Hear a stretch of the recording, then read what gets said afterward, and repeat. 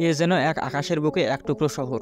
ধরুন আপনি এমন একটি প্লেনে যাত্রা করেছেন যেখানে আনন্দ বিনোদন সহ সব ধরনের সুযোগ সুবিধা রয়েছে। এই যেমন ধরেন প্লেনের ভেতর আরামদায়ক বিছানা, একটি সিনেমা হল, সুইমিং পুল ইত্যাদি। এইগুলো শুনে নিশ্চয়ই অবাক হচ্ছেন। তবে এমন একটা প্লেন তৈরি করতে চলেছে বিজ্ঞানীরা। স্কাইপোজ নামে এই প্লেনটিতে একসাথে 5,000 মানুষ বেড়াতে পারবে।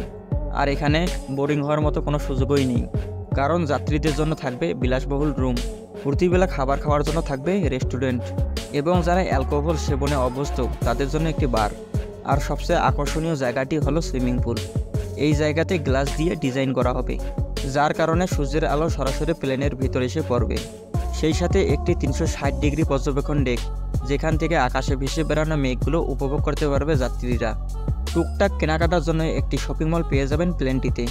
যারা মুভি দেখতে পছন্দ করেন তাদের জন্য থাকবে একটি সিনেমা হল। এছাড়াও থাকবে একটি কনভেনশন সেন্টার, যেটি বিয়ে বা অন্য কোনো অনুষ্ঠানের ক্ষেত্রে ব্যবহার করা হবে।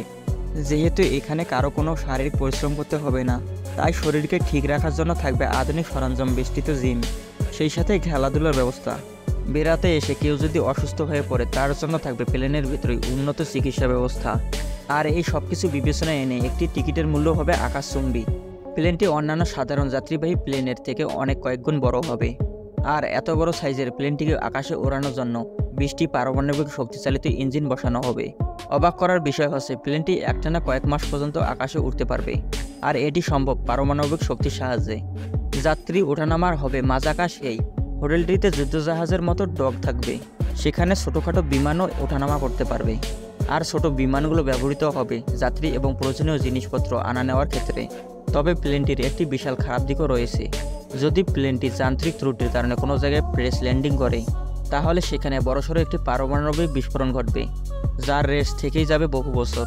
তো বন্ধুরা, নিয়মিত এমন আরও ভিডিও পেতে চ্যানেলটি সাবস্ক্রাইব করে পাশের বেল আইকন প্রেস করে দিন। আর ভিডিওটি ভালো লাগলে একটি লাইক ও শেয়ার করবেন। ধন্যবাদ।